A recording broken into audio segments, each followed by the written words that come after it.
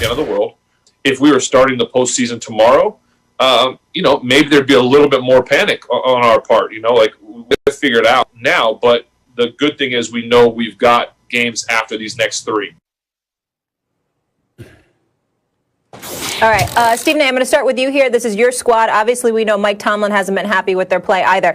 Based on how the Steelers look at this moment, are you confident they're even going to win a playoff game?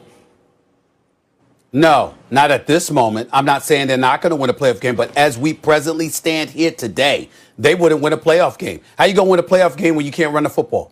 You're the Pittsburgh Steelers. You got to be able to run the football. If you can't run the football, that puts even more the onus on Big Ben Roethlisberger, who's going to get some things done, but at the same time is going to be prone to mistakes. He's got his 5 wideouts. He's got Ebron and Claypool and Juju Smith-Schuster and Deontay Johnson, James Washington. We know the bevy of weapons that he has available to him, but we also know that he's prone to make mistakes. And I think when you can't run the football and you can't move those chains and you can't chew that clock and you can't give your defense some rest and you can't do those things, it's going to spell trouble for you, particularly when both Devin Bush and Bud Dupree are out. It's compromising your secondary because of your unwillingness, but incapability to get to the quarterback, et cetera, et cetera. I think all of that has a rippling effect. And if you're the Steelers, now that you've lost 2 games in a row, and the Kansas City Chiefs are clearly the number 1 seed, if you're the Steelers, okay, you may not play Buffalo, but you're either going to play Cleveland, Baltimore, Indy, or Tennessee in all likelihood. I think any of those 4 teams would beat a Steelers team that has looked the way that they have looked over the last 3 weeks, probably 4 to 5 weeks. I'm not impressed. I'm not pleased. I'm quite disgusted that they have looked the way that they have looked, and they better get themselves together or they're going to get bounced out after starting the season 11-0. They're going to end up not winning one single damn playoff game, which would be a disaster. They better get their act together.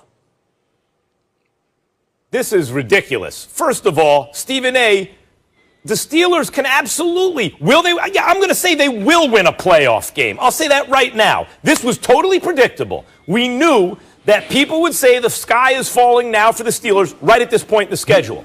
Their bye got messed around. First, when the Titans had COVID, they lost their later season bye. When you really want it, they had to take it in week 4. The league was going to compensate with a bye later in the season, a mini bye, right? That got compromised because then the Ravens got COVID, right? So the Steelers played 3 games in 13 days. Of course they were tired. They, by the way, the Ravens had COVID and everything. I get it. They beat the Ravens. They then lost to a surging Washington team, right? Predictable trap game after a Ravens game, emotional letdown, 3rd game in 13 days.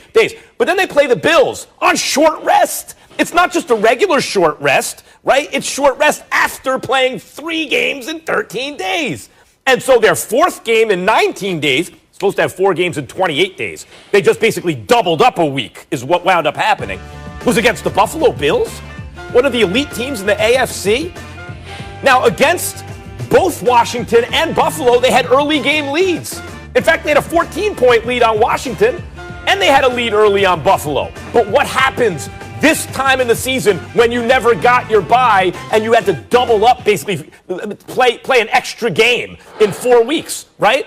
What happens? You get tired. You lose the war of attrition. As the game goes on, you play worse, which is what happened. You're right. Dupree is a bad loss, and they have no run blocking, and that's not good. But they simulate the run game with these short passes from Roethlisberger, and in fact, are higher on the list in terms of time of possession than a lot of the teams with run games. I like Pittsburgh against Tennessee. I like them against Indianapolis. I like them against Baltimore, and I like them against the Browns. I think they will win a playoff game. I think they can. I think they will if this. Look, I understand. Look, over the past 2 weeks, there's been an alarming trend with this football team, all right? And I think they know it. Mike Tomlin knows it, and they need to get it fixed. They need to get it turned around over these next couple of weeks, and starting this Monday night against Cincinnati. They have to start eliminating the number of 3-and-outs that they have and the number of drives that are ending in turnovers on offense. And that kind of speaks to, look, there's a lack of concentration and a lack of stick-to-itiveness when it comes to the running game, number 2, that is happening with this football team. There's a lack of complementary football being played on the offensive side. They become very much so pass-happy. And when they are so pass-happy, they aren't being efficient in that aspect of the game because they're dropping the ball. And there is no excuse for that. I don't care how tired you are, when your bye week was, or how many games you played in how many days. Catching the football, look, as Mike Tomlin said, I expect players to make routine plays routinely. Catching the football is a routine play. That's not predicated on the amount of rest that you have. So they need to get those kind of things fixed. They need to commit themselves to playing more complementary style football in these later parts of the year and into the playoffs, because I'll tell you this, their goal is not just to win a playoff game. Their goal is to get to the Super Bowl. That's what the Pittsburgh Steelers do. And if you don't play complementary football against a team that's going to be there in the end, in that AFC title game, if you don't play complementary football against number 15 from the Chiefs, and you give him extra possessions, and you start losing the time of possession battle, and you wear out your defense that is banged up now and is missing some key components, he's going to light you on fire, and your season's going to be a disappointment, because all that Pittsburgh really wants to be judged by is Super Bowl appearances and or titles. So winning a playoff game, I understand that's the topic of discussion here. Will they win a playoff game? But it's bigger than that for them. And until they fix some of these issues that have been cropping up, in particular the past 2 weeks, they're not going to get there. They need the complementary game to really show its head right now, or rather rear its head right now, and they got to get that fixed before they head into the postseason. Lewis, I'm going to say this, and then I'm going to ask a couple of questions here. Number one, over the last 3 years, 2018, the Steelers' run defense was ranked 31st, second to last. Last year, it was ranked 29th. Right now, they rank 31st in the league. Lewis, answer me a couple of questions in one-word answers. I would ask Max to do it, but I'm not sure he's capable of it. If you are, Max, you can chime in as well. Here's the deal.